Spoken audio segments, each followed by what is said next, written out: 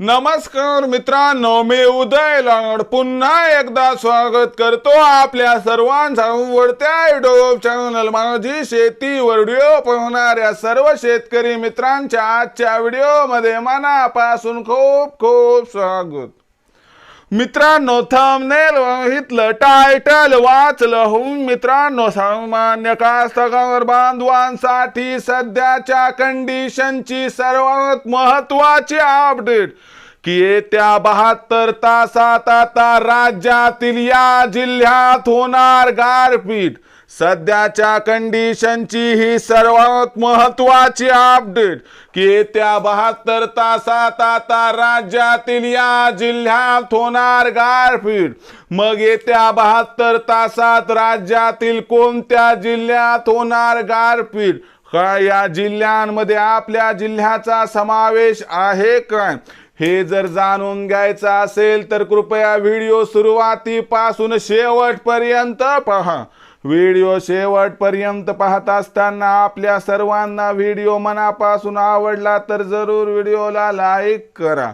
जास्तीत जास्त कास्तकार बांधवांपर्यंत व्हिडिओ पाठविण्यासाठी व्हिडिओला शेअर करा। सबस्क्राईब करून जरूर नोटिफिकेशन बेल ऑल करा, याच्यामुळे येणारा प्रत्येक व्हिडिओ आपल्या सर्वांना या ठिकाणी सतत मिळत राहतो। तर बघा मित्रांनो, सामान्य कास्तकार बांधवांसाठी सध्याच्या कंडिशनची सर्वात महत्त्वाची अपडेट की येत्या 72 तासात आता राज्यातील या जिल्ह्यात होणार गारपीट।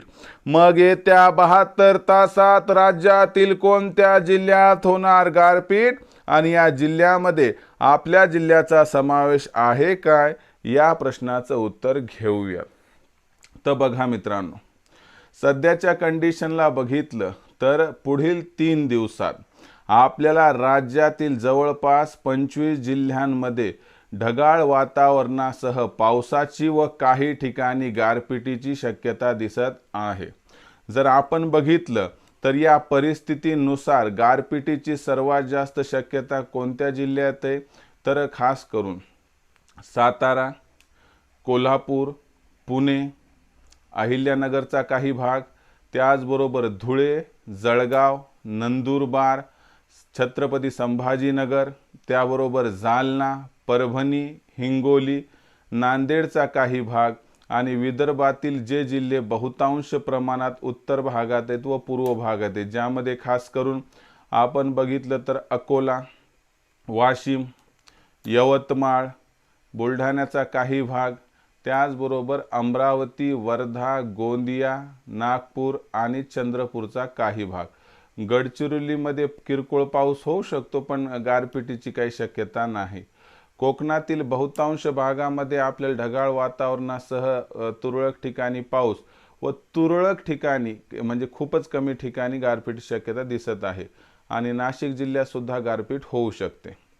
म्हणजे जर या जिल्ह्यात आपण राहत असाल समजा, तर या ठिकाणी येत्या 72 तासात या जिल्ह्यांमध्ये पावसाची शक्यता व सोबत गारपीट होण्याची शक्यता आहे। त्यामुळे शेतातील काम करत असताना ढगाळ वातावरणाचा अंदाज घेऊन काम करा, कारण गारपीट झाली आणि त्यात आपण किंवा आपले जनावर जर सापडले तर त्यामध्ये आपल्याला अडचण निर्माण होऊ शकते। म्हणून या ठिकाणी गारपीट व ढगाळ वातावरण खूप जास्त प्रमाणात नाही राहणार, पण पाऊस पडू शकतो किरकोळ आणि गारपीट सुद्धा होऊ शकते। हा विचार करून आपण पुढील पावले उचलावीत एवढीच आपणास विनंती।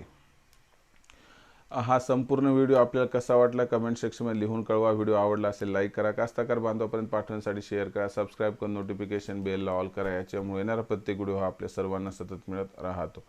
तर मित्रांनो, अशाच एका नवीन व्हिडिओसह मी आपला मित्र उदय लाड आपल्या सर्वांच्या आवडत्या यूट्यूब चॅनल माझी शेतीवर मिळत राहील। तोपर्यंत माझ्या प्रत्येक शेतकरी मित्राच्या आणि कास्तकार बांधवाच्या आजच्या व्हिडिओमध्ये मनापासून खूप खूप आभार।